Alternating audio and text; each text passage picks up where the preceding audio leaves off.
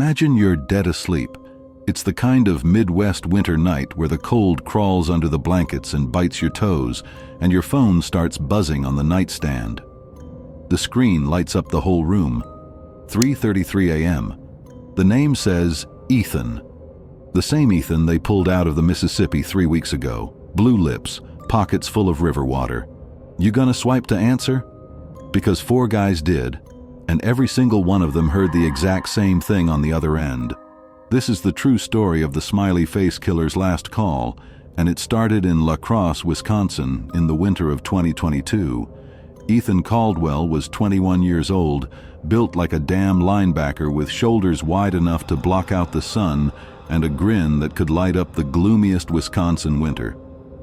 He was a senior at UW-La Crosse, majoring in environmental science because he loved the outdoors, hiking the bluffs, fishing the Mississippi, the whole rugged Midwest dream.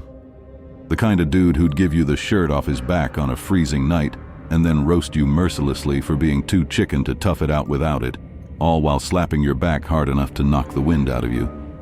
Everybody loved Ethan.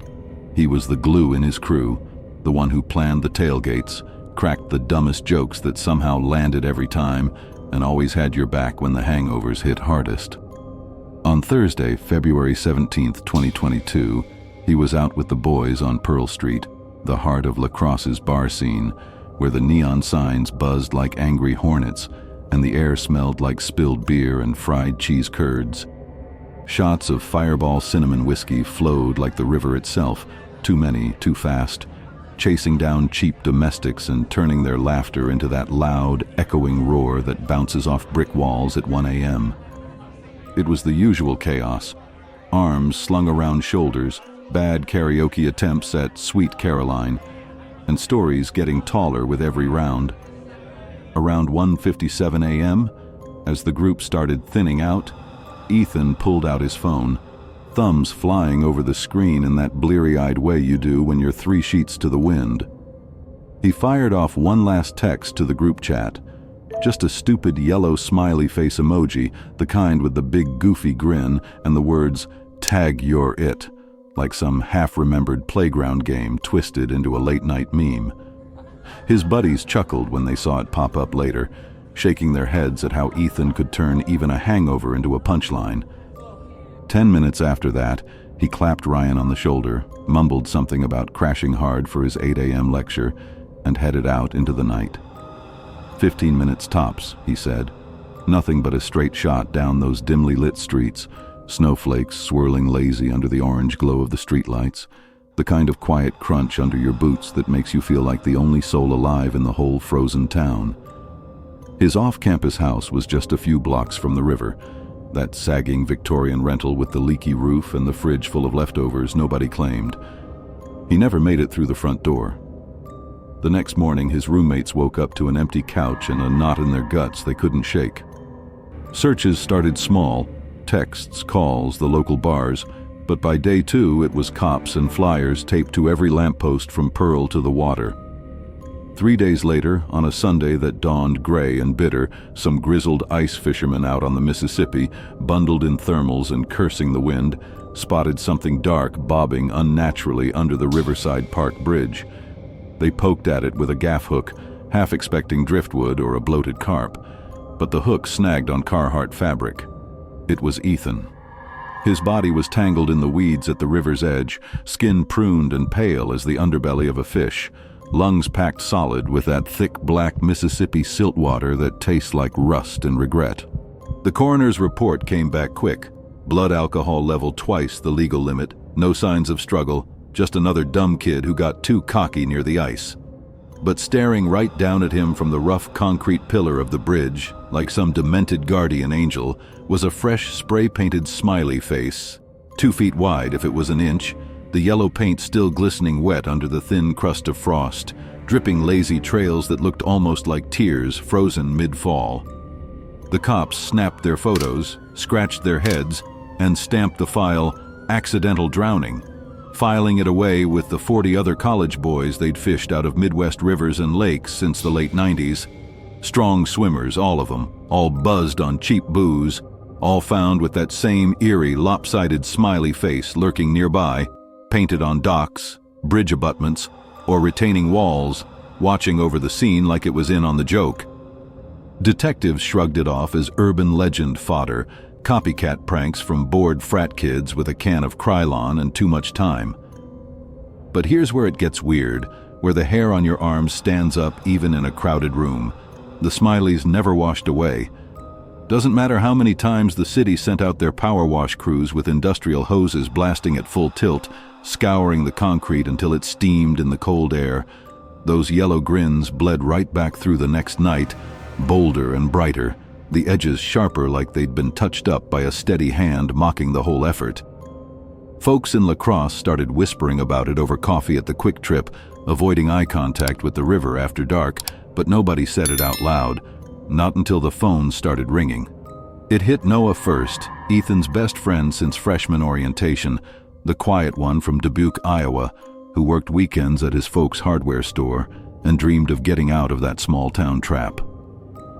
7 days after they lowered Ethan's casket into that hard February ground, 7 days of numb grief, empty beers, and staring at the ceiling, Noah's phone shattered the silence at exactly 3:33 a.m. The screen glowed like a ghost in the dark. Ethan, the goat emoji, because that's what they'd called him after he chugged a pitcher without breathing. Noah bolted upright, heart hammering like a jackrabbit, convinced it was some asshole from the dorms pulling a sick prank. He let it ring out, voicemail picking up the dead air. Next night, same witching hour, 3:33 a.m., Ethan calling again, persistent as a bad dream. Third night, Noah smashed his fist into the nightstand, swearing under his breath, but still let it go. On the fourth night, frayed to the bone, he answered, half drunk on whiskey to drown the shakes, half crying from the raw ache of it all, screaming into the phone, "Who the hell is this? This ain't funny!" The line crackled open, but no voice came through at first. Just this wet, rattling breath, labored and uneven, like lungs clogged with muddy water were fighting to inflate, bubbling and gurgling deep in a chest that shouldn't be rising anymore. Noah froze, the room spinning cold around him. Then it came. That whisper, low and bubbly, sloshing like it was spoken from underwater, Ethan's cadence but twisted wrong. "Tag, you're it." The call cut off at exactly 33 seconds, leaving Noah gasping in the dark, phone slipping from sweat-slick fingers. He played the voicemail right after, over and over, cranking the volume until his ears rang. Nothing but layers of silence, undercut by the faint, relentless rush of river current, like the Mississippi itself was eavesdropping. Word spread quiet-like through the group chat, a poison vine creeping. 2 nights later, Ryan in Minneapolis, the tall, lanky one with the man bun and the philosophy major rants, jerked awake to the same nightmare buzz. Ethan's name. 3:33 a.m. He picked up on the second ring, bravado cracking. "Ethan? Dude, if this is you?" Same breath, same whisper, same tag. Caleb in Eau Claire, the artist kid with the tattoos and the late-night sketches, got it next, curled under his thrift store quilt, sketching smileys in the margins of his notebook to cope. Then Tyler in Cedar Rapids, the jokester who'd emceed Ethan's eulogy with forced laughs that fooled no one. Same time, every time, 3:33 a.m., that unholy tick of the clock. Same drowning rasp in the lungs, same playful gurgle in the voice, same 4 words that turned their blood to ice. "Tag, you're it." None of them had slept a wink since, eyes hollow as the riverbanks, jumping at every shadow that looked like a wet footprint trailing across the floor. The 4 of them started a group chat called Ethan Won't Shut Up. They compared notes, screen-recorded every missed call, even drove to La Crosse together one weekend, and stood under that bridge at 3:33 a.m. with their phones on speaker. Nothing happened until they got back in the car to leave. Every single phone lit up at once. They answered on speaker this time, all 4 of them screaming Ethan's name. The breathing was louder, closer, like the mouth was pressed right against the mic. Then the voice, Ethan's voice, but wrong, gargling happy, said, "Found you." The car filled with the smell of river water, the windows fogged up from the inside even though it was 20 below outside. On the fog, a single finger drew a perfect smiley face, slow, deliberate, backwards so they could read it from the inside. The radios flipped on by themselves, every station nothing but static and that same wet breathing. Noah floored it, doing 90 down the empty highway, crying, praying, whatever you do when the dead won't stay dead. At exactly 3:36, the phones went dark. The smell was gone, the fog melted away, but every single one of them had a new text in the group chat from Ethan's number, sent at the exact second the call dropped. A single yellow smiley face and the words, "See you soon." Noah quit school and moved back home to Iowa. Ryan started sleeping with every light in the house on. Caleb deleted his social media and won't answer unknown numbers anymore. Tyler? Tyler disappeared 2 weeks later. Last seen leaving a bar in Decorah, Iowa, same story. Buzzed, walking home alone. They found his body 4 days later in the upper Iowa River, pockets full of water, smiley face freshly painted on the bridge above him.